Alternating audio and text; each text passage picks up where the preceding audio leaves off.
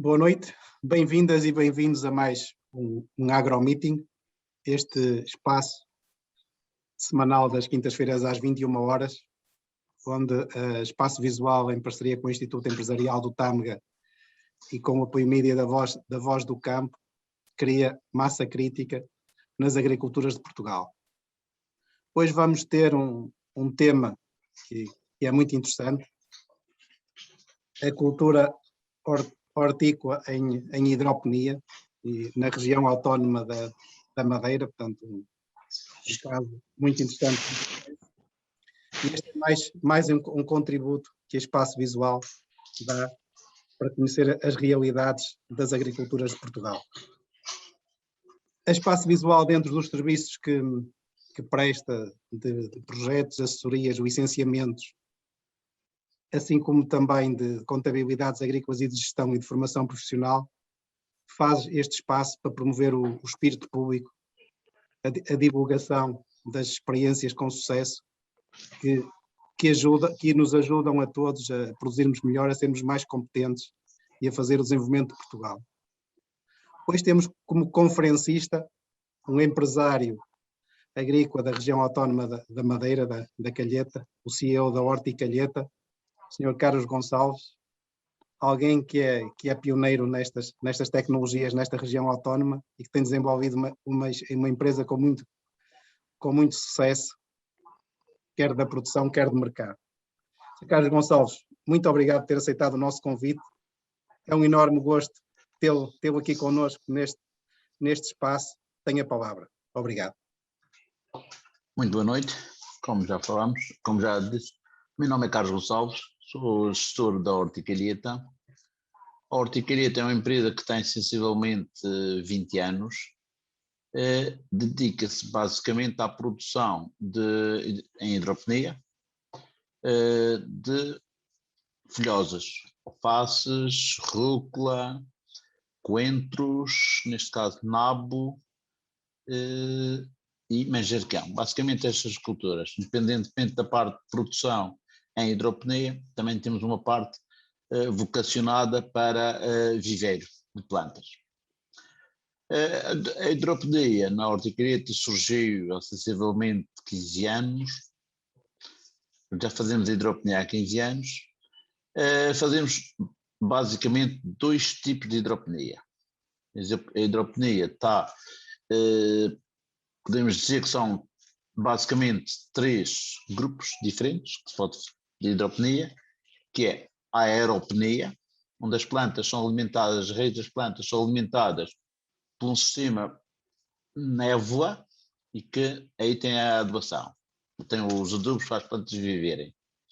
Outro tipo de que se pode fazer hidroponia é faulting. Faulting consiste em placas flutuantes dentro de piscinas ou lagoas, desse género. Os adubos são na água e as plantas recebem a adubação da água. Outra que existe muito mais convencional, mais conhecida, é o NFT, onde as plantas vivem em canais, normalmente de PVC ou polietilenos, tubos nessa área, recebem também a água, há um fluxo laminar de água muito fino no fundo dos tubos que vai alimentar as raízes. Outro sistema também muito conhecido e muito feito em Portugal é a semi-hidroponia. Aí consiste, pode ser lã de rocha, fibra de coco, argilhas, em vasos, e as plantas são plantadas nos vasos e são alimentadas. Também a adubação é toda na água, só que o processo é semi-hidroponia, não é uma regra constante, as plantas não precisam estar constantemente expostas à água. Não sei mais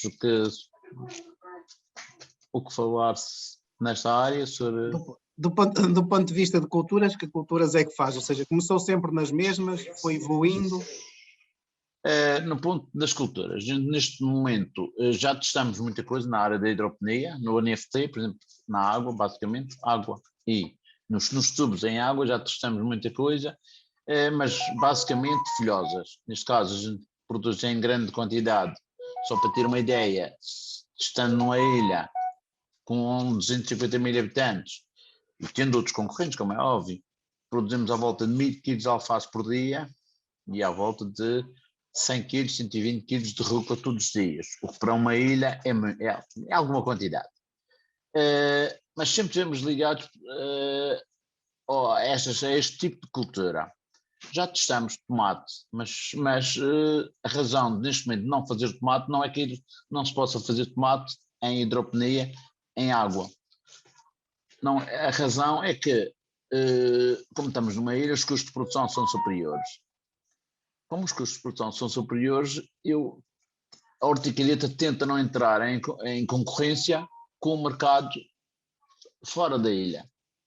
Porque o custo de produção em grandes penínsulas, tipo no continente, em Espanha, o custo de produção dessas grandes áreas é sempre inferior a produzir numa ilha, seja a Ilha da Madeira, seja numa ilha com a nossa dimensão. Por isso, a razão do nosso tipo de produção ser as folhosas é basicamente porque as folhosas, nos casos, se vai falar de alface ou da rúcula, como o transporte é muito volumoso, temos alguma margem de manobra para a produção. Certo. Tem alguma competitividade? É mais fácil de resistir à competitividade externa, especialmente a externa. Porquê? Porque no continente, apanhar um alface numa quinta-feira para exportar para a ilha, com um volume de transporte que é muito alto, depois com 2 ou 3 dias de transporte, o produto não é tão fresco. E então, uma das razões da gente fazer as folhosas cá e na hidropenia é esse. Claro. E que área de exploração é que tem? Neste momento temos 1,5 hectare. 1,5 hectare. Tudo em hidropenia? Tudo em hidropenia, sim. E tudo em NFT ou também? Não, temos as duas versões. Temos parte NFT e parte em semi-hidropenia, em fibra de coco, neste caso. Mas só para ter uma ideia, por exemplo, a gente tem fibra de coco neste momento que já tem 20 anos de cultivo. A mesma fibra de coco, o mesmo vaso. Que rentabiliza tudo.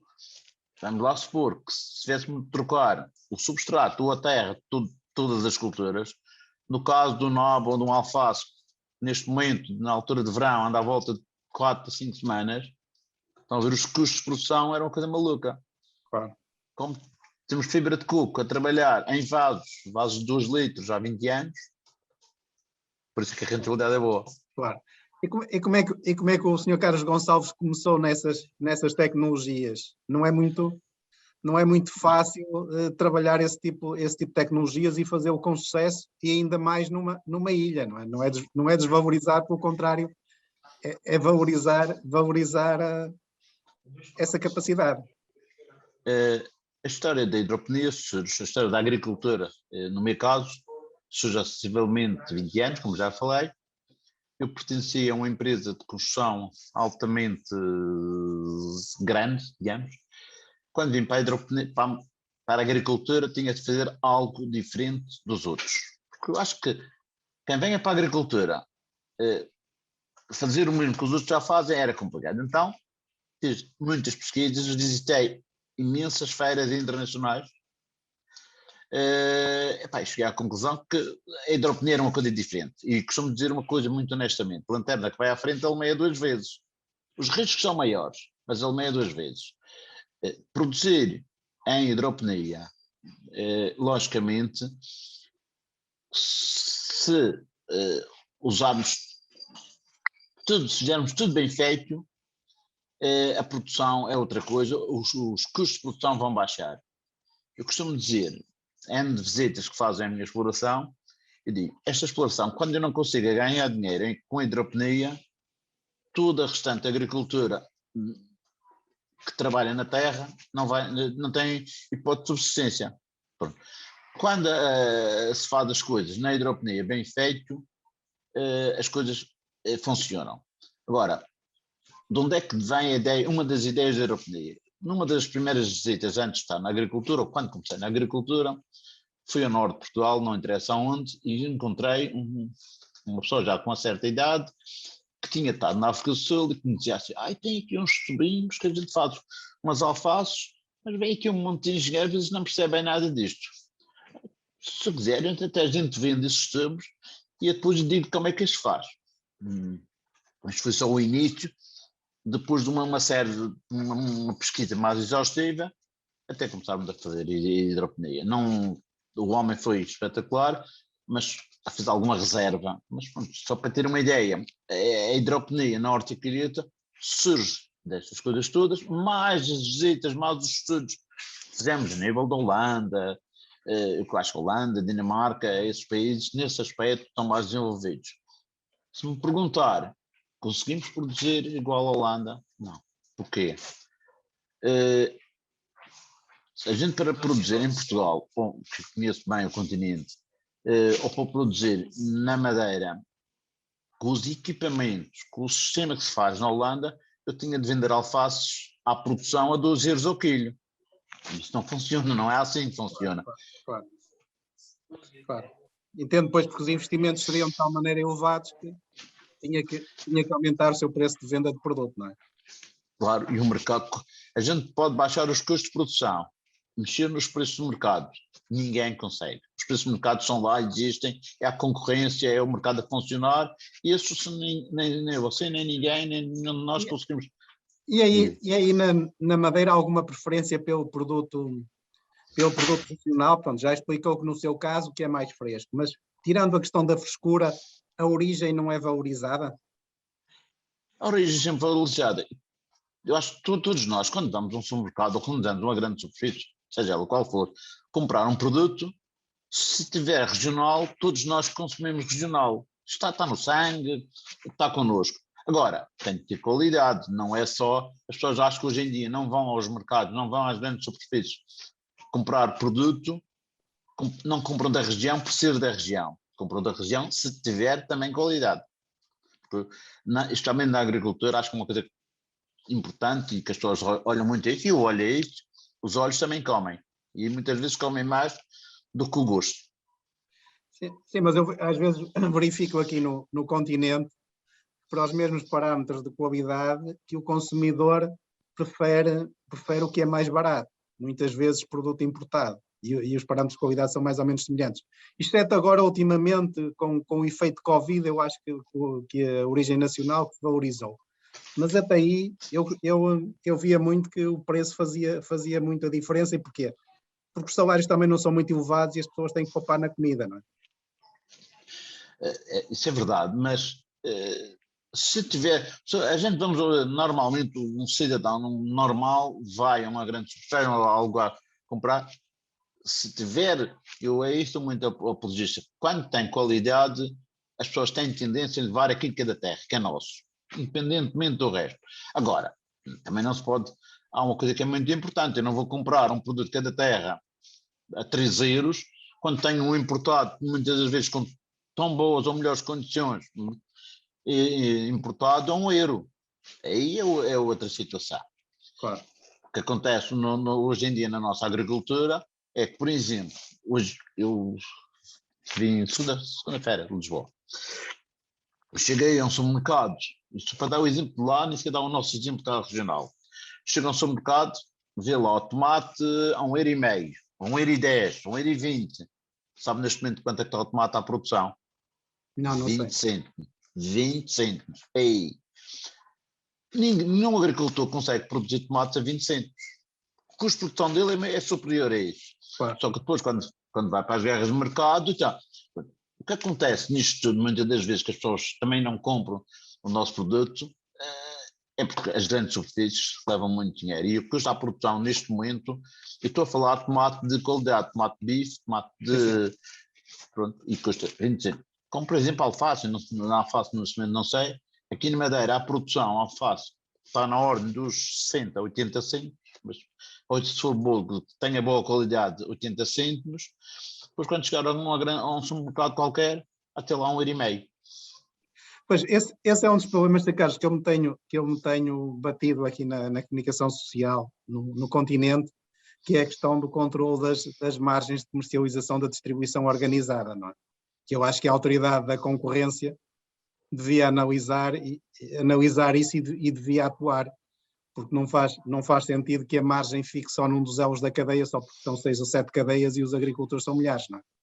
Portanto, o poder público deveria atuar, porque de outra maneira é muito difícil produzir.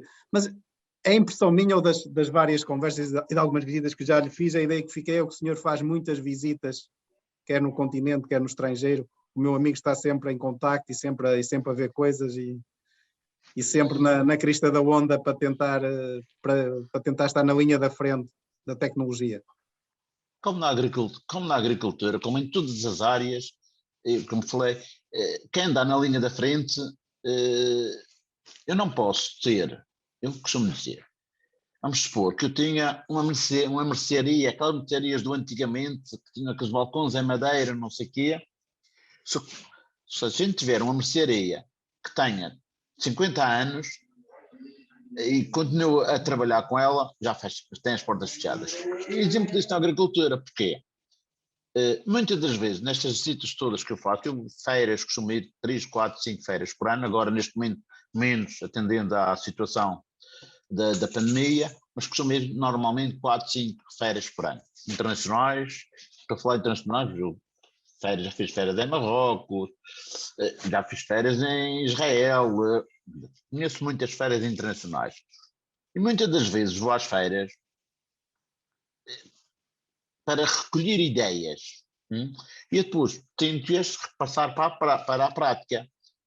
A razão desta hidroponia faz-me lembrar, quando comecei na hidroponia, os nossos cavaletes de fibra de NFT, todo o lado que eu via só tinha um nível só. A horticalheta chegou à conclusão, se tivesse 2 níveis, faziam uma engorda das alfaces na parte de cima e depois faziam a pré-engorda na parte de cima e depois faziam, portanto, isto reduzia em 40, 50% o tempo que a alface estava ali e o espaço. Portanto, são tudo coisas que vamos, nestas visitas todas, amigos, esta semana estive no Rio Norte e eu costumo dizer que em todo o lado que eu vou consigo aprender algo. E depois esse algo passo para a agricultura. É impressão minha, o Sr. Carlos também é um excelente chefe de exploração, isto é alguém que sabe de gestão, de pistolaria, de eletrónica, de serrilharia, dessas coisas todas. Já quase sabe mais do que eu.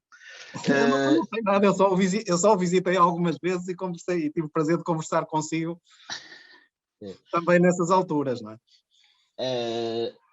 Tudo neste momento, a gente estamos num projeto novo, projeto entre aspas, eu não concorro a projetos, a horticalheta não faz projetos não concorre a projetos para execução de obras.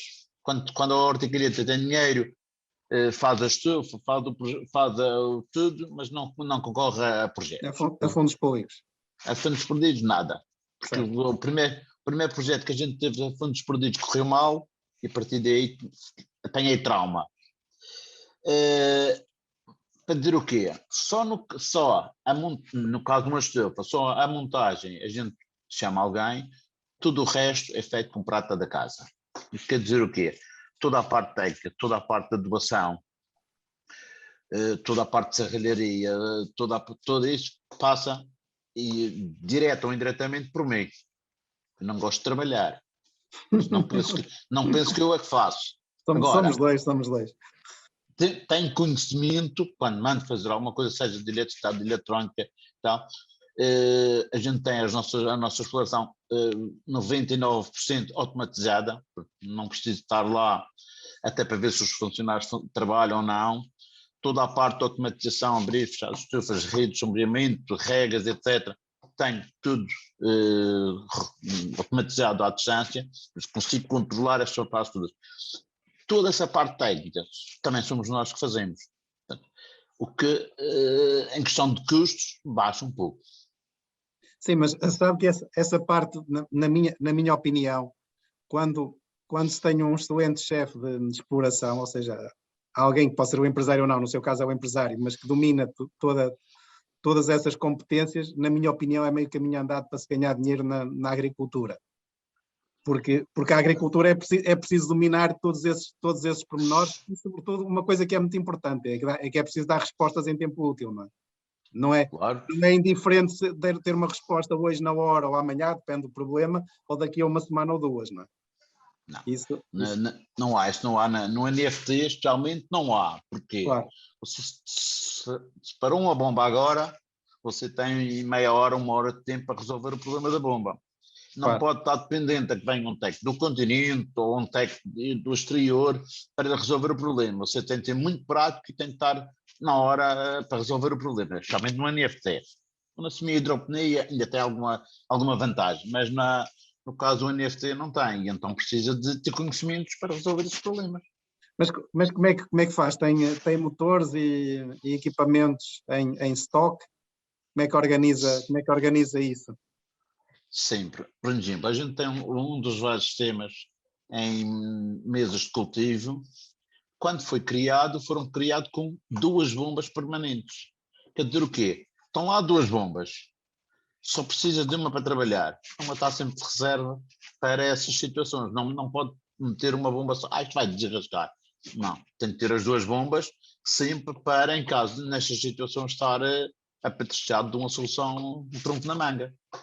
E do ponto de vista da eletricidade, também tem geradores ou...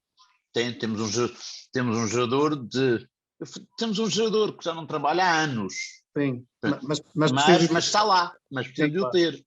E precisa de o manter, não é? E fazer-lhe Sim, manutenção e de vez em quando ligá-lo para saber quando precisar que ele entra. claro, que está a funcionar. Não, a gente tem um sistema de gerador que trabalha por acaso uma vez por semana, faz um arranque uma vez por semana para essas situações, para estar sempre operacional, senão quando Claro, fosse ligar o gerador já não tinha gerador, já claro. não funcionava. E diga-me uma coisa, quando começou, porque assim, eu faço muitas experiências do ponto de vista de atividades agrícolas e a conclusão a que chega é que quando meto em alguma coisa nova, que as primeiras vezes correm sempre mal. Por exemplo, o senhor há bocado deu o exemplo dos projetos. E, portanto, o que eu noto é que quando começa alguma atividade nova, o início corre mal. E depois, com o tempo, vamos resolvendo os problemas e a coisa melhora. Quando se meteu na hidroponia, a coisa correu logo bem ou também teve alguns percalços de caminho? Ainda hoje em dia os tenho. Sim, claro. Quem for para, especialmente na hidroponia, no NFT, e pensar que já sabe tudo, é um ponto certo para se enterrar. Não há, nesta área, como noutras, quem pensar que já sabe tudo, no outro dia afirma. Mas há uma coisa que eu aprendi antes de estar na agricultura, que passou-se comigo, uma situação, eu tinha assumido um cargo de chefia numa empresa, precisei de um sistema de bombagem, não tem a ver com a agricultura, e fui falar com o engenheiro na área da bombagem. O homem perguntou, qual é a pressão, qual é o caudal, o que é que eu preciso? Eu senti-me tão envergonhado, vim para casa, um monte de livros, e no outro dia cheguei lá e quero isto e isto. Isto aconteceu-me na agricultura também. Quando fui para a agricultura, começo a ver o homenzinho que lá no norte falou que tinha estado e vi aquilo que gostei do sistema, vi o que é que fazer. Um monte de livros, um estudo, tal. É lógico que já dei muitos pontapés na minha vida. É o que lhe disse inicialmente. Lanterna que vai à frente é uma meia 2 vezes, mas Claro. corre o risco de parecer mais rápido. Claro, claro. Ok, então vamos passar aqui às questões dos nossos participantes. A primeira diz o seguinte: as medições de eletrocondutividade e pH da água de rega é realizada de forma automática ou executa de forma manual? Não. Numa exploração agrícola com alguma dimensão, estamos a falar num hectare e meio de NFT, não se pode andar permanentemente com um medidor de pH e de eletricidade na mão e ir lá medir o sistema. Isso não funciona, porque depois é preciso, vamos lá supor que um sistema de alface precisaria estar a uma condutividade elétrica de 1.5 DCs. Eu não posso ir lá medir, é 1.5, depois vou lá, administro mais adubo, eletrocuidade, e vai para estava não, passou para 1.6, etc. Para aí dentro. Não, todos estes sistemas numa hidroponia têm de ser feitos automatizados, não pode ser manualmente. Há equipamentos manuais, como a hortifilheta tem, não tem um, tem de ter dois, neste caso, manuais, medidores de eletrocuidade manuais, eletrocuidade e pH, que para confirmar se o sistema está a funcionar bem. Porque muitas das vezes você tem uma máquina de rega que faz este processo todo, mas depois na ponta da linha, num tanque mais abaixo, mais acima, precisa confirmar se o sistema está fidedigno. Claro. Pois penso que E quem a pessoa em respondeu? questão Sim, respondia sim. à questão. Como executa o controle da água de drenagem ao nível da quantidade, da percentagem drenada, eletrocondutividade e pH, portanto, é a nível das águas de drenagem? Como é que faz esse controle? As águas de drenagem, quando vão, no caso do NFT, estamos a falar, possivelmente a pessoa em questão não está bem dentro do centro. Por causa dos sistemas de água de drenagem. A água de drenagem, num caso do NFT, não existe água de drenagem. A água de drenagem é circulante, é sempre a mesma água. A água de rega é permanentemente a mesma. Ela monitorizada, se baixar a eletrocuidade ao pH, o equipamento retifica e é sempre a mesma água que está em circulação. Mas existe no sistema semi-hidropónico, que é no caso da fibra de coco, com recolhas de drenados, que a lei hoje em dia é obrigatório que os drenados sejam recolhidos. Você não pode ter um sistema não deve ter um sistema de hidroponia semi-hidropónico e deitar água de drenados para o solo, diretamente para um canal, para um esgoto, coisa assim. As águas, a recolha da hidroponia vai para um tanque, passa novamente pela máquina, a máquina corrige pH e eletrocuidade e manda novamente para a rega. Penso que isso é a situação, a pergunta, não é? Sim, é essa. Como define o número de regas por dia e o tempo e duração de cada rega? Cada rega. As regas por dia há muitos fatores aqui que podem estar em jogo. Existem equipamentos que fazem automaticamente, por exemplo, balanças que medem a quantidade de água que tem num determinado recipiente, etc. Mas não há melhor máquina que o ser humano. Mas isso vai depender de quê? Radiação solar, temperatura da estufa ou temperatura ambiente e estado da planta. Se a gente ver uma planta pequena, vamos lá supor, um tomateiro. Um tomateiro, na primeira semana rega 1 a 2 vezes dia, entre a quinta e a sexta semana já pode regar 3 vezes ou 4 vezes o dia, e ao fim de, quando já está uma planta adulta, quando já está em produção, quando está todo o ciclo a produzir, está a produzir folhas, está a produzir frutos, está a amadurecer frutos, aí vai regar 5, 6 vezes ao dia. O que é muito importante nestes 5 ou 6 vezes rega por dia, quando a planta é adulta, é medir a drenagem. Quer dizer o quê? Toda a água, imagina que estamos a meter numa planta 1 litro de água para ela se alimentar, na parte de cima num goteador. Normalmente, entre 10% a 20% dessa água que entra tem de ser drenada. O que conta, o importante aqui, em questão de ciclos de rega, é também muito importante a drenagem. Mas há que haver arejamento das raízes, por isso há que haver a drenagem, que era para as raízes ficarem mais ou menos secas, não ficarem encharcadas. E depois, porquê a drenagem? Quando se trabalha a hidroponia, há a acumulação de sais. E se não houver drenagem, o que é que vai acontecer? Vai acontecer que ao fim de meia cultura, a quantidade de sais no substrato, neste caso fibra de coco ou de produto, a quantidade de sais vai ser muito alta e a planta vai entrar em asfixia. Por isso é preciso ter entre 10% a 20% tem de ser drenagem. Essa água tem de entrar no vaso, entrar e sair. E como é que faz esse controle? É por peso? Não. Tem de haver, na parte de baixo, na drenagem, tem de haver um sistema que controle que a quantidade de drenagem, vamos lá supor, eu tenho um gotejador que debita 3 litros hora, vamos lá, vou exagerar, eu reguei aquele vaso 1 hora de tempo, a drenagem tem de ser 20% dos 3 litros. Certo. Não posso ter dentro de uma estufa, por exemplo, de 10 mil plantas. Um ou dois pontos da estufa tem uma bandeja que fica por baixo do recipiente de rega e que é medir a quantidade de água que drenou. Ao fim do dia sei que a planta teve X de drenagem e que está dentro dos limites e tal. Outra coisa que é muito importante medir, nestes casos também, que é qual é a eletrocondutividade de entrada e qual é a eletrocondutividade de saída. Que quer dizer o quê?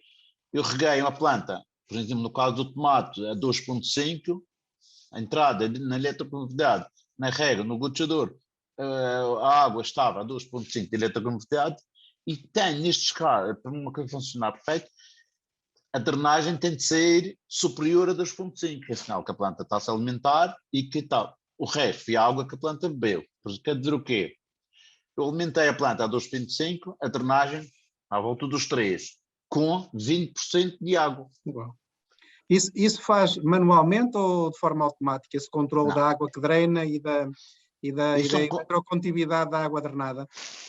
Existem processos automáticos. Existem processos neste momento no mercado e alguns fiáveis automáticos.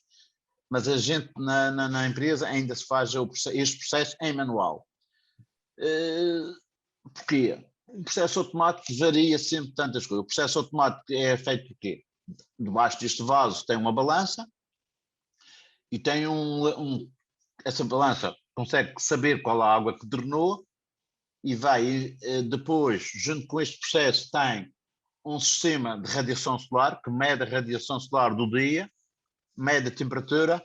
Estes 3 dados são enviados à máquina, ao computador, que vai gerir este processo, em vez de ser em manual, vai gerir este processo em automático.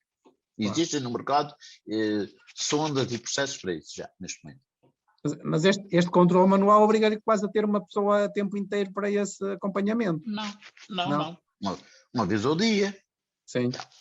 Não é em cada rega que tem de fazer isto. Okay. Chega ao fim do dia, vai ao tabuleiro de drenagem e diz ele tem neste momento, você sabe que regou nesse vaso 3 litros de água. Os 3 litros de água.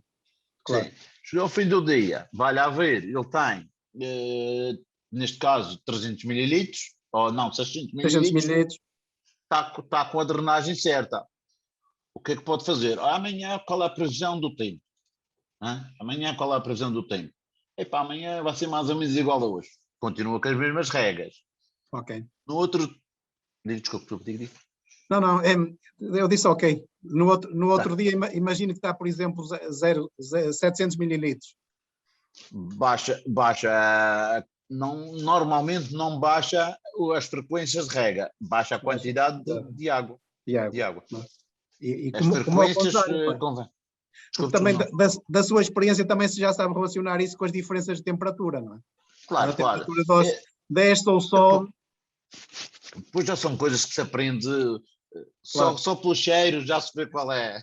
É como conduzir um automóvel, não é? Quando está na escola de condução tudo é complicado. Depois e de uns anos é quase um piloto automático. Sim. Não é uma situação. Depois começa a ser um empregado qualquer, vê a drenagem hoje estava boa. Não é uma situação que se tenha de ir lá 1 milímetro medir. Também, depois esta água da drenagem recolhe a um tanque e é reaproveitada. Certo. A planta, quando está a regar, rega com esta porcentagem que drenou de toda a exploração, vai para um tanque, é retificada, volta à máquina de rega, mais algum adubo, se for preciso retificar, e volta a ir para a rega. Não é deitada fora, não é? Mas e faz controle de caudais nas condutas? Ou seja, consegue saber em cada setor quantos metros cúbicos é que aplica por Sim. dia. Sim. Isto em questão de rentabilidade, de aproveitamento de água, isto é espetacular, porque só usa a água que a planta vai se alimentar, o resto é tudo reaproveitada. Tem o sistema de rega, entra neste caso no vaso ou num saco, hoje em dia existem uns travesseiros, onde se faz muito, já vem com fibra de coco dentro, tem 2 ou 3 pipetas de rega por cima, drenou, vai para a planta, alimenta as raízes dentro desse travesseiro, cai para uma caleira que fica na parte inferior deste. A água, quando acaba essa drenagem, é recolhida nessa caleira, volta a um tanque, é analisado e quando chegar à próxima hora de rega, é bombada, em questão de em questão de aproveitamento de água. Agora, falou aqui um chato a tocar. Falou-me em questão de caudais. É lógico que todos esses sistemas, um sistema de bombagem, um sistema de hidroponia, mede a 1 milímetro qual a quantidade de água e qual o caudal que está a precisar instantaneamente. Isso. Claro, não, eu falo nisso porque, na minha opinião, a questão dos caudalímetros é extremamente importante, porque há muitos casos de eletroválvulas que avariam e que deixam passar só uma parte, e depois estamos, quando não há esse controle, estamos à espera que tenha regado com X metros cúbicos e é X menos Y, não é? E tenho visto no terreno alguns desastres que têm a ver com essa falta de controle, não é?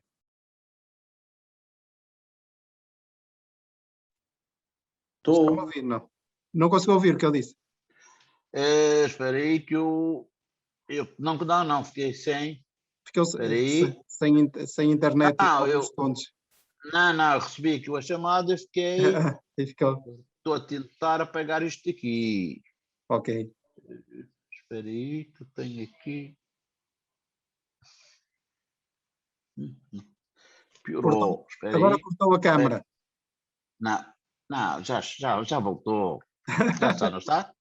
Claro, já cá está. Recebi uma chamada. Desliguei aquela que tinha ali a tocar. E veio para o WhatsApp. E depois ligar para ele.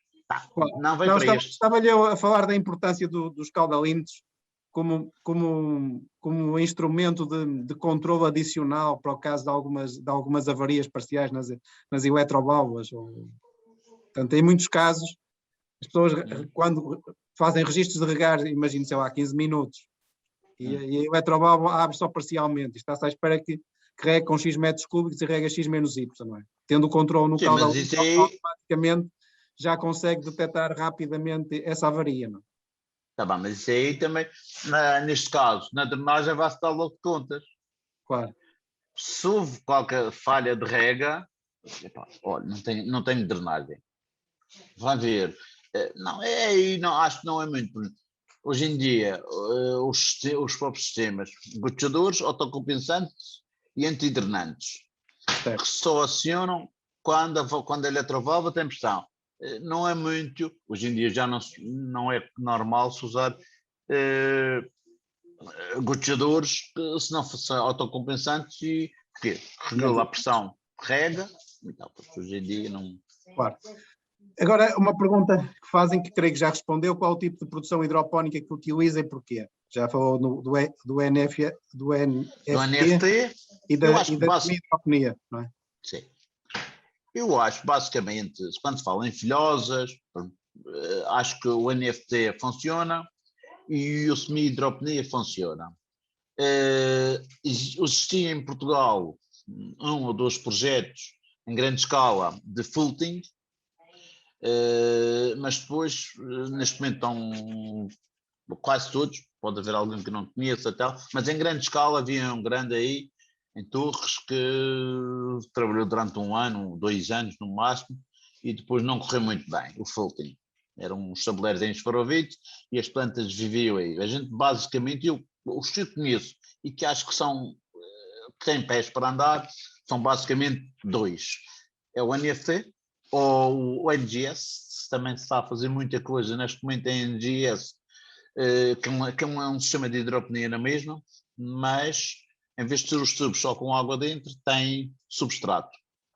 Faz muito morango neste momento em Portugal em NGS já, e também em NFT, No caso dos tomates, pimentões e não sei o quê, e algumas alfaces em fibra de coco. São os dois sistemas que acho que neste momento mais têm dado que são mais funcionais e que não são tão arriscados. Quais os substratos que mais gosta na produção de hortícolas? A horticaria só produz em fibra de coco e NFT, em água. Mas na produção de hortícolas, normalmente hoje em dia o que mais se usa, e em questão de hortícolas, tomate, pimentão, etc., neste momento no continente usa-se muito lã de rocha. Só que eu pessoalmente, a lã de rocha, depois de ser usada, o processo daquela fora o lixo é complicado. E então por isso é que, neste caso, a horticaria só faz em fibra de coco. E mesmo a nível nacional, penso que deve andar ela por ela fibra de coco, entre fibra de coco e lã de rocha. Ok, Estamos obrigado. a falar em hidropenia. Hidropenia, não, estamos em hidropenia. Aqui já acho que também já respondeu, recolhe a água com nutrientes ou utiliza sempre nova água de rega com adubos, portanto recolhe a água. Como é que faz o processo de esterilização? Como é que faz o controle microbiano da mistura? Sim. O controle microbiano é feito com um sistema de lâmpadas infravermelhos. É um sistema de lâmpadas infravermelhos, quando a solução nutritiva passa lá, mata alguns dos micróbios que não é preciso e mata também dos bons. Quando se faz um tratamento, mata os dois tipos. Depois temos também, no caso do NFT, uma torre de arrefecimento. Em caso da solução nutritiva, em caso da água, da rega, esteja com a temperatura muito superior à temperatura da estufa, passa numa torre de arrefecimento para arrefecer a água. O processo de esterilização é basicamente esses dois. E tem uma máquina de ozono, que no fundo é injetar peróxido de hidrogênio. Pode ser com máquina de ozono, que faz o peróxido de hidrogênio, ou pode ser injetado na rega peróxido de hidrogênio. Nessa parte que vou no arrefecimento, fiquei aqui com uma curiosidade. Faz algum aquecimento da água durante o inverno? Não. A gente teve um projeto que tivemos ligado em parte a um projeto aí no continente, que ainda estamos, mas que já se faz pouco NFT, e a solução para a água em zonas muito frias, estamos a falar de zonas que possa haver congelamento, e se houver congelamento, neste caso, rebenta de rede e tal, a solução era, nessas aqui na Madeira não temos esse problema. Durante a noite as temperaturas nunca baixam 14, 15, 12, 13 graus, porque não é problemático. A solução aí, o que é que foi? Foi manter a solução mais tempo a circular durante a noite. Num sistema NFT, a solução nutritiva durante a noite não é muito importante. Pode trabalhar, eu normalmente o que aconselho é, numa hora de tempo, trabalhar 15 minutos, a solução nutritiva.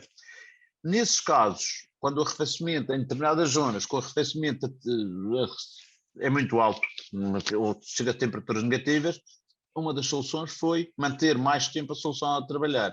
Resumindo e concluindo, a temperatura quando vai a negativo, em vez de trabalhar 15 minutos e parar 45, trabalhar 45 e parar 5 e parar 15. Ok. Para não haver... Sim. Utiliza tecnologias de agricultura de precisão na sua produção hidropónica? Se sim, quais? Tecnologias de precisão. De precisão. Agricultura de precisão, tecnologias de precisão, portanto, a definição técnica é registros no espaço e no tempo. Ou seja, a cada, como é que eu posso dizer, a cada metro quadrado de cultura consegue ter um histórico, como exemplo. Sim, não é... Isso no fundo é um pedacinho aquilo que hoje em dia se faz em todo lado, aqui e aí, que é o caderno de campo. O caderno de campo vai controlar, se tiver um caderno de campo digno, consegue um controle da exploração mais ou menos ao mínimo, sabe o que é que produziu naquela zona, com os próprios registros de apanhas e não sei o quê.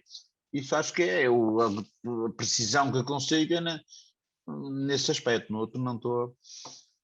Sim. A agricultura de precisão é, por exemplo, sei lá, o registro dos metros cúbicos que gasta, por exemplo, hoje, que é dia 1 de julho, em determinada cultura, o que é que gastou no dia 1 de julho de 2020, no dia 1 de julho de 2019, por aí fora. Ou seja, conseguir para a mesma produção e para o mesmo fator de produção, neste caso água, ou adubos, ou o que seja, conseguir ter registros na linha do tempo. Isto é, Sim, muitas vezes o que isto faz, normalmente o que faz é, as tecnologias da agricultura de precisão, o que fazem são ferramentas de apoio à gestão, ou seja, o que é que permite? Permite trabalhar em cada ano onde é que pode reduzir custos ou fatores de produção, a água, os adubos, a eletricidade, por aí fora. Eu conheço as explorações aí que fazem essa gestão. A gente aqui não sente a necessidade, atendendo à nossa dimensão. Sim. Eu visitei há dia de explorações aí com 2, 3 hectares de uma cultura. A gente aqui não, a gente aqui faz uma exploração 2, 3 mil metros por cultura e nunca se criou essa necessidade. Eu acho que essa necessidade só se cria quando se tem uma exploração tipo Patrícia Pilhar e não sei o quê, não sei se Alinos, explorações desse género, que têm hectares e hectares e hectares. E acho que há esta necessidade até para saber se estão a ganhar dinheiro. Mas em exploração, em explorações com esta dimensão, não acho que seja um ponto fundamental. Claro, ok. Qual a cultura hortícola que cultiva e que, na sua opinião, é mais fácil de trabalhar? Alface. Alface. Mas a rúcula não é igual. A rúcula é igual. A gente... cada caso é um caso, cada ponto é um ponto e tal. Estou-te dizendo, a gente faz na Madeira também nabícias. Só para fazer um ponto de situação, a gente faz nabícia. Eu conheço explorações no continente que fazem toneladas de nabícia, porque o mercado assim o exige.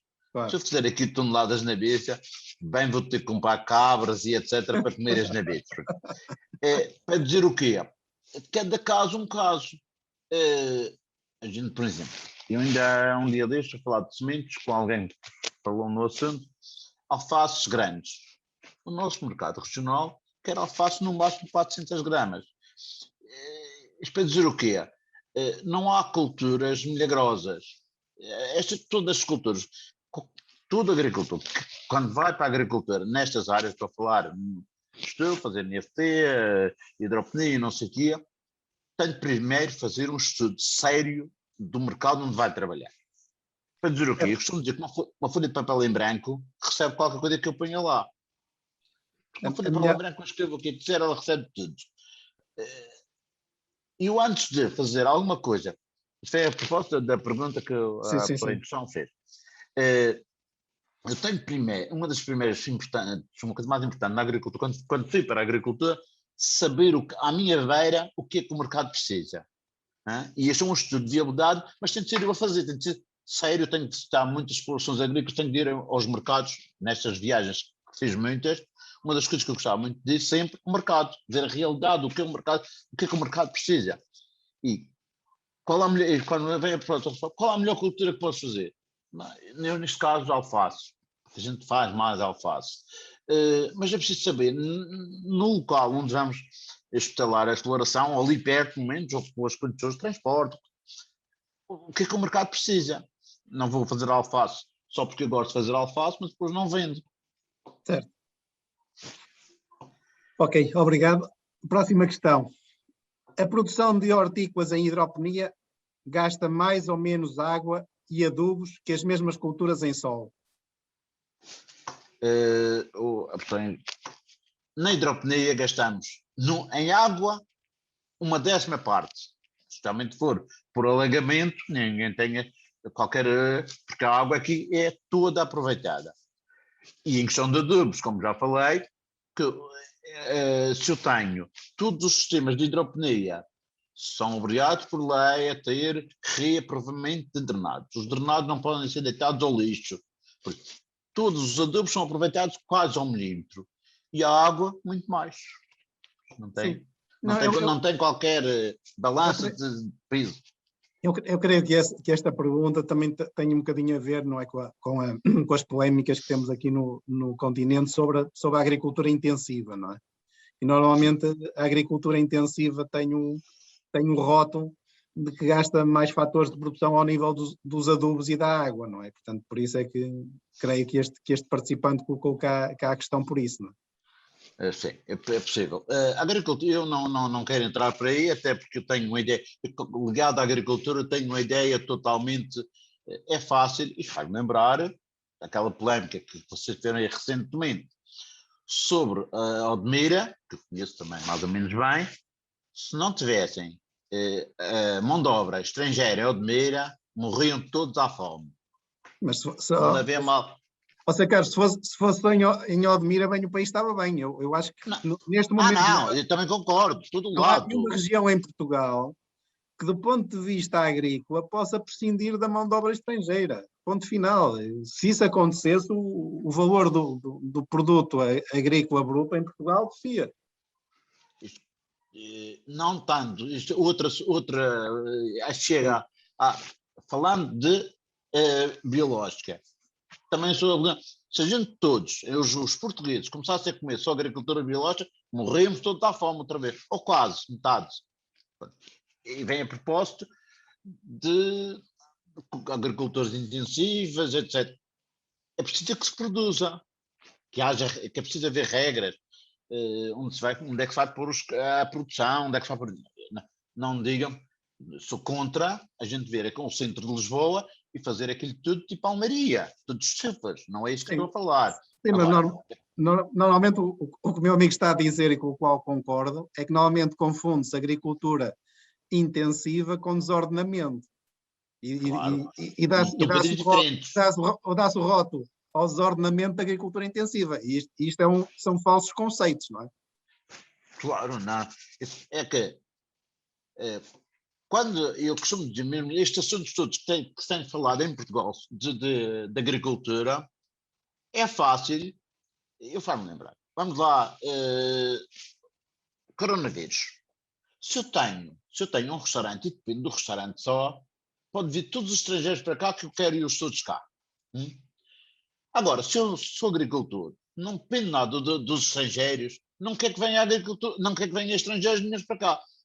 Quando estamos em pontos de vista diferentes, é fácil dizer mal da agricultura, é fácil dizer mal da agricultura intensiva, é fácil dizer mal disto tudo. Quando não se depende, não se está na agricultura. Claro, essa é um bocadinho a visão urbana que existe da agricultura, não é? Que é um pouco a ideia que as coisas se produzem muito bem sem se saber onde, do ar. E depois o outro ponto é, se nós fôssemos um país rico, que nos pudéssemos dar ao luxo de prescindir dos nossos recursos e do que produzimos, as coisas poderiam até ser vistas de outra maneira, mas como não somos, e portanto temos dificuldades, temos que aproveitar todos os recursos. Isto acontecia como na Venezuela. Eu acho um dos problemas, por exemplo, que aconteceu, não, faz um assim ao tempo, uma das coisas que aconteceu na Venezuela foi, a gente tem dinheiro, tínhamos o petróleo, temos dinheiro, então não se tem de produzir nada, vamos comprar tudo lá fora. Quando o petróleo baixou, olha a situação da Venezuela. Claro. Vamos continuar. Estamos como está. Qual o custo por quilo de cada uma das hortícolas que produz? Isto, assim, se entender, avançamos. Ninguém precisa... Não, o custo por quilo. Eu tenho que ter, por exemplo, eu costumo dizer, ninguém, aqui na Madeira, por exemplo, pelo menos na Madeira, ninguém consegue produzir um quilo de tomate na Madeira entre 40 e 50 cêntimos. Menos do que isto, não se consegue produzir. Se me disser, mas às vezes não pode acontecer vender a 50 cêntimos. Pode, porque o que acontece é no mercado normal. Mas na agricultura só tem uma coisa. Ou vendo os tomates, a horticultura não é a nossa área, já fizemos tomate, mas neste momento não produzimos tomate. Ou vende os tomates a 40 cêntimos e perde algum dinheiro, mas não deita tudo fora, ou não o vende e deita-os fora. Claro. E o custo de produção, definir os custos de produção é muito subjetivo. Então, para terem uma ideia, alguém que não esteja ligado, que quer entrar na agricultura e que não tenha conhecimento, pode-se produzir um um alface de verão 4, 5 semanas, 6 semanas, digamos, de inverno 7, 8 semanas. Agora, o custo de produção, a temperatura na fria mesmo, o custo de produção é totalmente diferente. Vai variar a altura do ano, condições climatéricas, se não teve pragas, uma série de situações que pode variar o custo de produção. Ok. Na sua opinião, quais os pontos fortes de produzir em hidroponia? Primeiro, vamos lá falar mesmo, seja nos dois casos, não estar em contato com o solo, menos pragas, melhor controlo de todos os adubos que a planta vai ter, adubos, todos os adubos, melhor controle dos adubos. Eu costumo dizer, na hidroponia, você só é cruzado com um controle de azoto ou não sei o quê, ou a mais, se não respeitar as regras. A planta só come aquilo que você pôs lá. Por isso, mais facilmente se controla todo o processo. Quando a hidroponia está a funcionar, a qualidade, costumo dizer, a qualidade da hidroponia, não vou dizer que é melhor que a produção convencional, mas pelo menos igual é. Portanto, se eu der uma planta tudo aquilo que ela necessita para viver bem, vou ter uma planta saudável. E então os custos de produção vão baixar e aí é melhor. E depois a rentabilizar os espaços. No caso da alface, podemos ter 2 níveis de alface, vamos rentabilizar o espaço, aproveitamento das águas, tudo, quantidade de água é muito menor, quantidade de adubos é muito menor e melhor estado das plantas em tudo. Uma alface, até pode haver alguém que me diga assim, uma alface por hidroponia não deve ter o mesmo gosto que a outra. Eu só posso analisar isto em prova cega. Porque, claro. Senão, não, alface, eu costumo dizer, é logo. Eu costumo dizer que eu sou muito apologista dos carros elétricos, etc.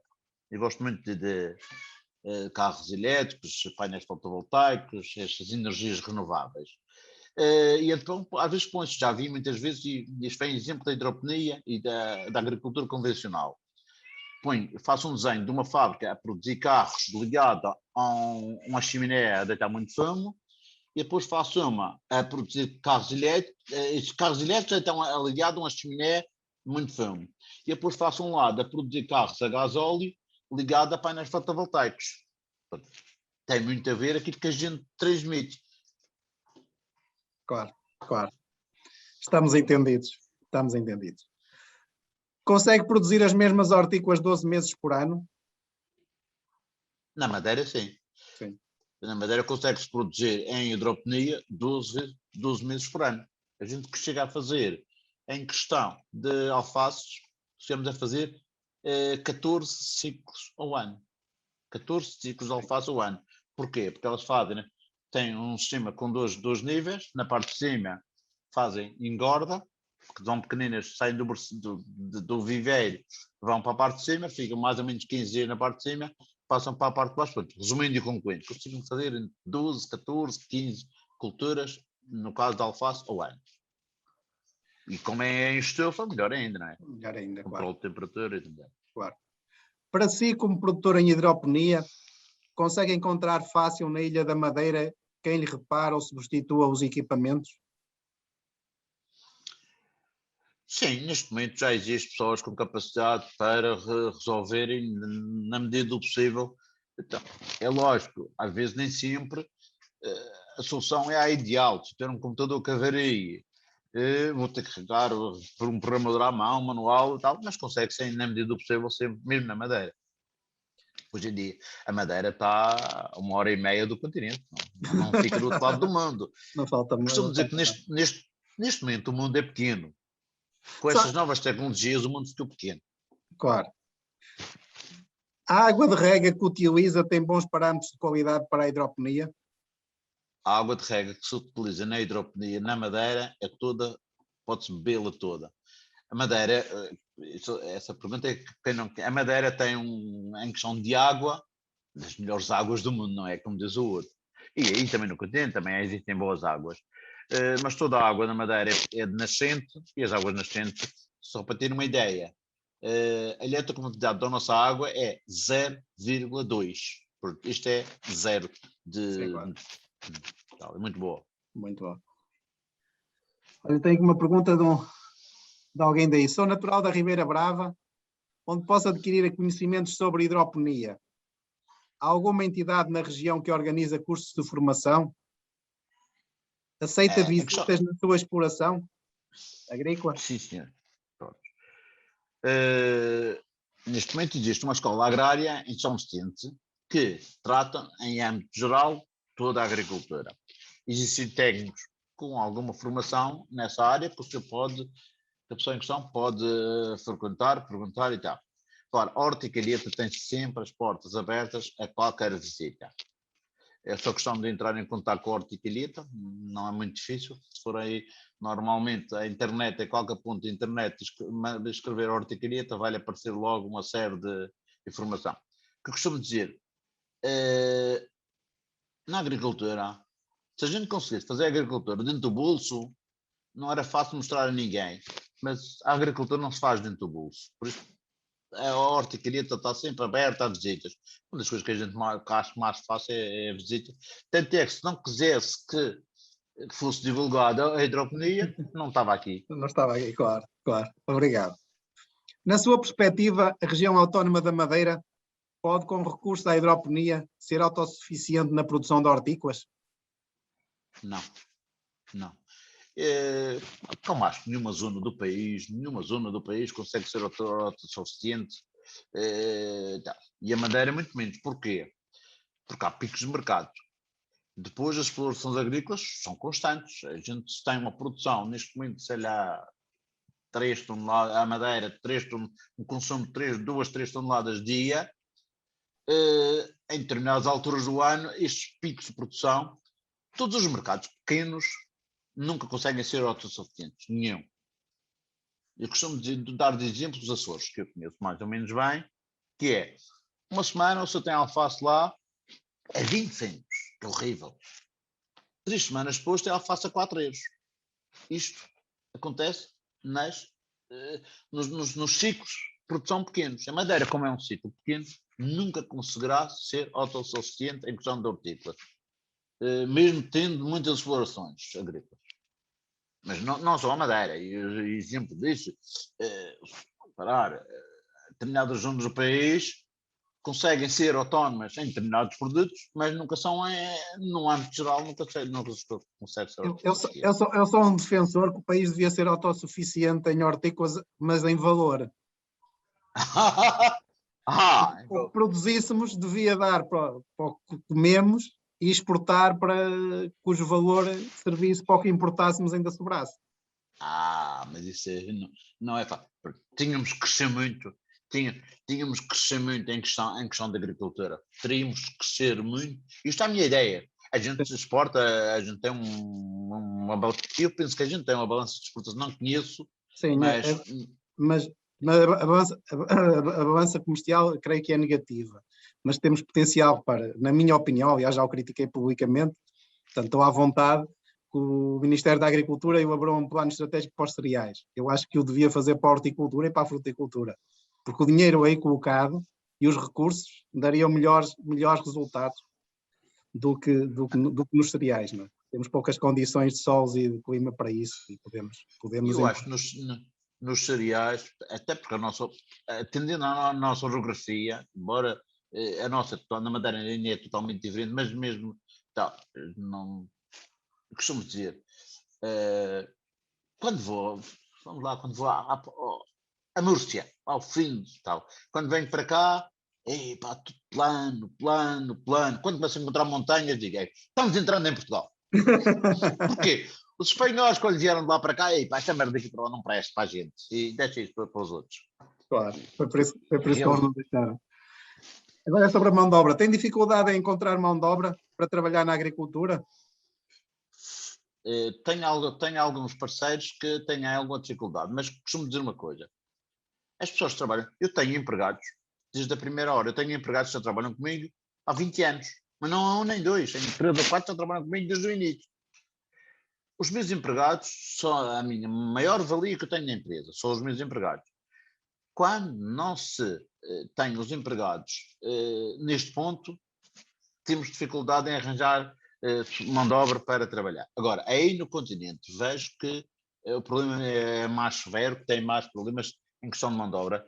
Aqui não se arranja em qualquer lado e tal, mas neste momento não tem qualquer dificuldade em questão de mão de obra. Quais as principais pragas e doenças que tem de controlar na sua exploração agrícola?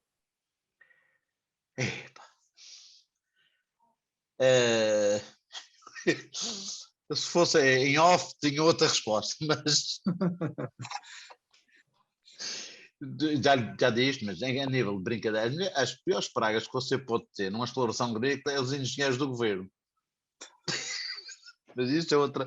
Não. As piores pragas que pode ter numa exploração agrícola na Madeira, a gente tem muito, como tem muita umidade, como somos uma ilha, temos muita umidade e temperaturas muito altas, tudo relacionado com botrites, míldios, pragas desse género. No tomate, muito a tuta, no tomate, mosca branca, e uma das piores pragas que, mesmo aqui e aí, que existem, é tríplices. Porque como tem, não é? Pronto, é uma ilha isolada, mas como tem pouco frio de inverno, tanto as pragas que tiverem aí têm alguma dificuldade de controle natural, não é? Claro. Quando se tem, já os pessoas antigamente queriam que tivesse um inverno muito forte para matar as pragas. Como a gente tem aqui, e a agricultura, no meu caso, tenta-se fazer faço na costa sul, onde as temperaturas são mais amenas e não sei o quê. Por exemplo, só para ter um exemplo, eu tenho uma estufa a produzir nabo há 20 anos, com o mesmo substrato. Sim.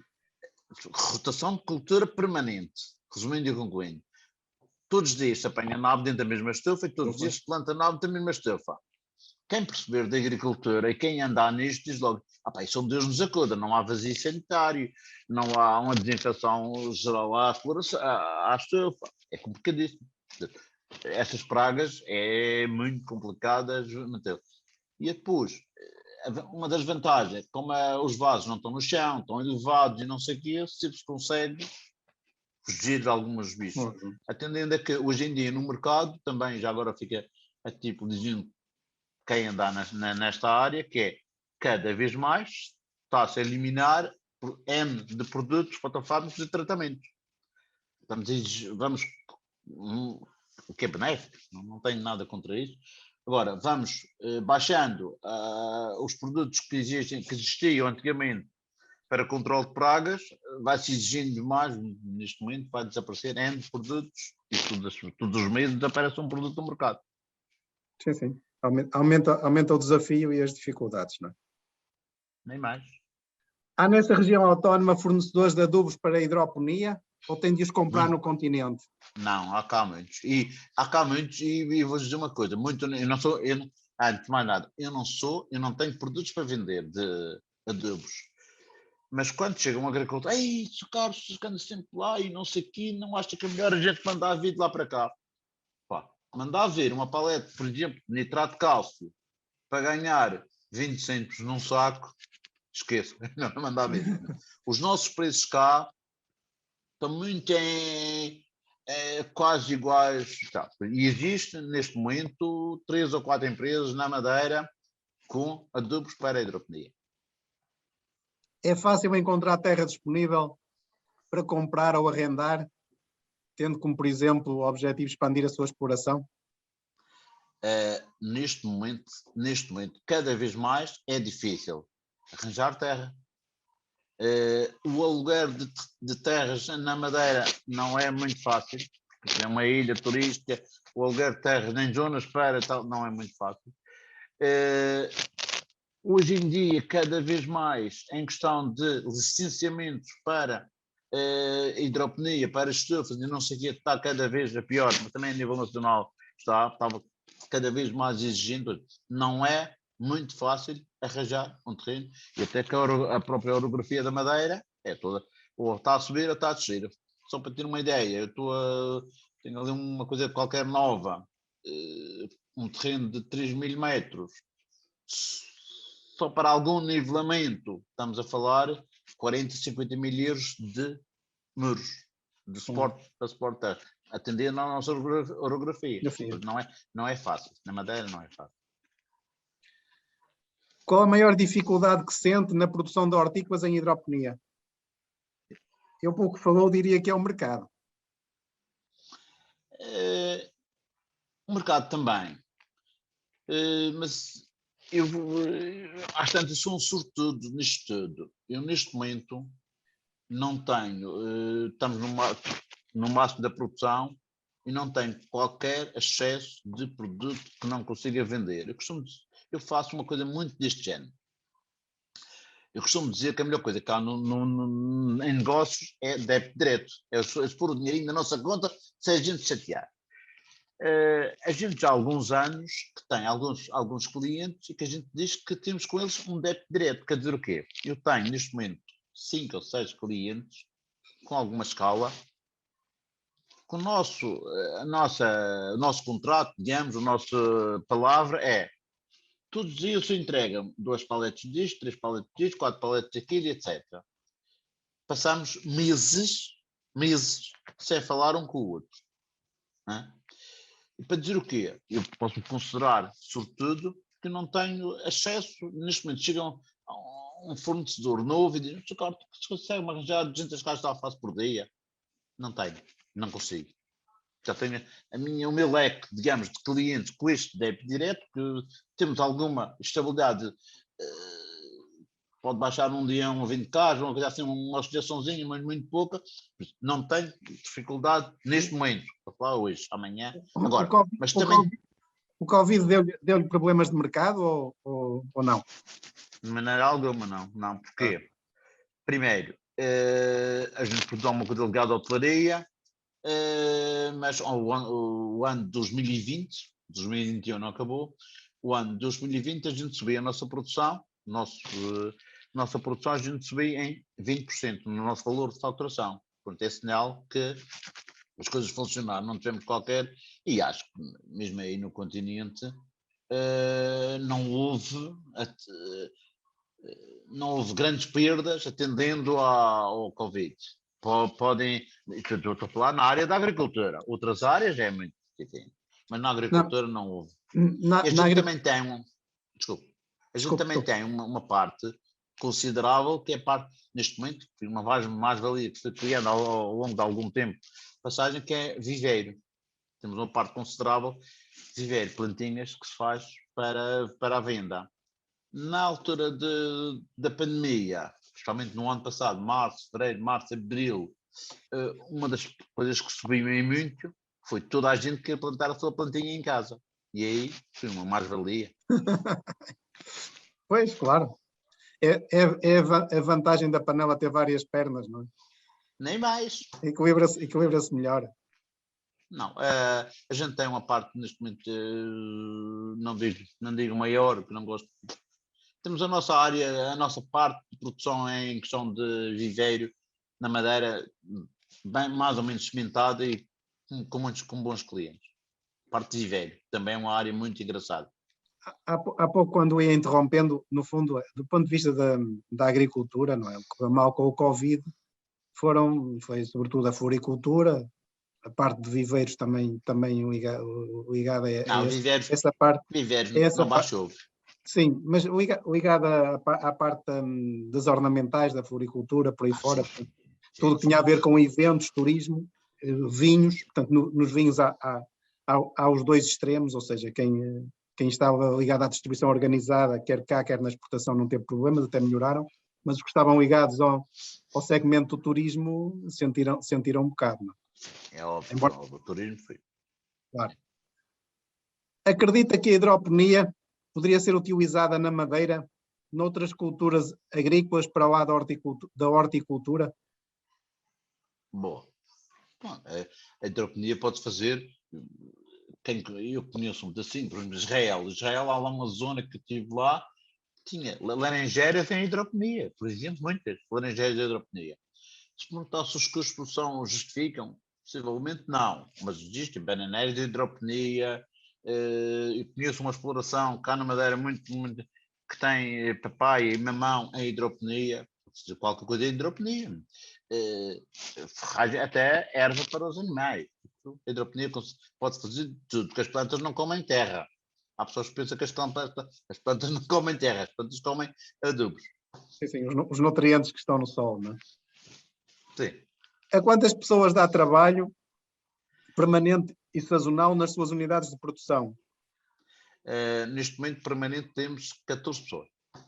14 pessoas e eventualmente ainda se vai buscar mais 2 ou 3, mas essas são mais ou menos sazonais, mas provavelmente 14 pessoas conseguimos ocupar o ano todo. Ok, excelente, espetacular. Agora, as duas últimas têm a ver com os apoios financeiros. Quais apoios financeiros públicos ao investimento e rendimento Zero. tem direito na sua empresa? Zero. Ou seja, eu já, para quem não sei se a pessoa em questão ouviu a minha situação, eu tive um primeiro projeto que correu muito mal e que devolvi 92% do que recebi. Porque, resumindo e concluindo, zero. A partir dessa altura, todos os outros projetos que vieram daí para a frente, e as pessoas do governo neste momento possam estar a ouvir também sabem que é verdade, nunca mais fiz projeto nenhum com financiamento a fundo perdido, nunca mais, zero. Tudo que a gente tem em mãos agora neste momento qualquer coisa, mas não se concorre sequer aos fundos perdidos. Uma porquê? Em vez de andar com um monte de papéis debaixo do braço e um monte de dores de cabeça, durmo que é uma maravilha, parece um padre. A última questão. O Governo Regional da Madeira tem disponibilizado apoio técnico à sua produção hortícola? Sim, nesse aspecto não tenho qualquer razão de queixa. Tecnicamente, quando tem qualquer... Neste momento, vamos ser, independentemente de não usufruir dos incentivos, de outro tipo de incentivos para projetos, mas tem a melhor das relações com os técnicos do Governo Regional, inclusivamente com o Secretário da Agricultura e tal, tem a melhor das relações com eles. Tecnicamente, quando tem qualquer problema técnico, e para falar de problemas técnicos, não digo técnicos de bombas e de programações, não. Problemas técnicos de um problema fotofármaco, qualquer coisa assim, tem. Também temos, neste momento, uma empresa no continente, no norte do país, na zona mais concretamente da Póvoa do Varzim, um técnico que nos faz também todo acompanhamento técnico que é preciso. Mas, se precisarmos, tenho a melhor das relações e a melhor da ideia, os técnicos neste momento da região autónoma da Madeira são muito, muito fiáveis. Sr. Carlos Gonçalves, terminamos de responder a todas as questões que colocaram os nossos participantes. Pedia-lhe uma síntese entre o que falou inicialmente e as questões para ficar para a memória futura sobre a questão da produção de hortícolas em hidroponia. Olha, para todas as pessoas que estejam no canal e que estejam a ouvir, acho que ainda há espaço para produzir muito em Portugal e na Madeira em hidroponia. Se me perguntarem qual o produto milagroso que se pode fazer, se eu soubesse um milagre, fazia era para mim, não dava um milagre. Agora, que existe muitas áreas que se pode fazer na hidroponia, a hidroponia é fiável, respeitando as regras do mercado, do jogo, é seguro a hidroponia, não tenho dúvidas que é. E quem trabalhar bem vai ganhar dinheiro. Mas em tudo na nossa vida, quando se faz as coisas mal feitas, não se vai muito longe. Sr. Carlos Gonçalves, muito obrigado por esta conferência, por estas respostas, pela sua partilha de opiniões e, sobretudo, de experiências. É uma pessoa que admiro e respeito pela sua capacidade de construir, de fazer coisas e de as fazer com sucesso ao longo da linha do tempo, não é? Os 20 anos que leva na atividade. E para quem não conhece a Madeira, recomendo que visitem a agricultura, porque é o que se chama fazer agricultura na vertical. Acho que não estou a exagerar. A Madeira é a melhor terra do mundo e arredores. Claro, mas é preciso, para fazer agricultura na Madeira é preciso não ter vertigens, pronto, não é o caso do Sr. Carlos Gonçalves, mas de outros casos em que as explorações são extremamente, portanto, são patamares muito, muito inclinados e para mim, pronto, que sofro um bocadinho de vertigens, marca-me um pouco. E, portanto... Não. Da Madeira, eu conheço o mercado nacional e conheço o mercado internacional, especialmente o europeu, na área das estufas, na área das explorações agrícolas. A Madeira não é uma Holanda, não é um Torres Vedras, mas tem ótimas explorações agrícolas, dignas de se verem. Eu costumo dizer, não são melhores, mas também não são piores que as vossas. Muito obrigado e uma boa noite para si. Tá, obrigado. A grande questão é o que faz a diferença são os agricultores, são os players. As condições de partida, a mim parece-me que são mais difíceis pela questão da inclinação, aquilo que falei há bocadinho, não é? Que estão 50 mil euros para fazer 3 mil metros quadrados de uma parcela, não é? Não, mas para fazer. Depois, as próprias estufas na Madeira têm de ter todas em policarbonato, não podem ser em plástico como as vossas, claro. O que encarece muito. Neste momento, só para terem uma ideia, uma estufa de uma estufa subiu em média 30 a 40 euros ao metro, subiu em média 30 a 40%, porque subiu muito, por atendendo a estas situações todas, por isso é difícil fazer, os custos são maiores. E depois, o nosso mercado. Pensem sempre, quem for da Madeira, a gente somos 250 mil. Exportar só as bananas, mais nada. Sim, mas são bons agricultores, muito competitivos. Um bem-aja. Muito, muito obrigado. Muito obrigado, uma boa noite para ti. Uma boa noite. Até à próxima semana com outro AgroMeeting na próxima quinta-feira pelas 21 horas. Um grande abraço. Boa noite. Um abraço, obrigado. Boa noite.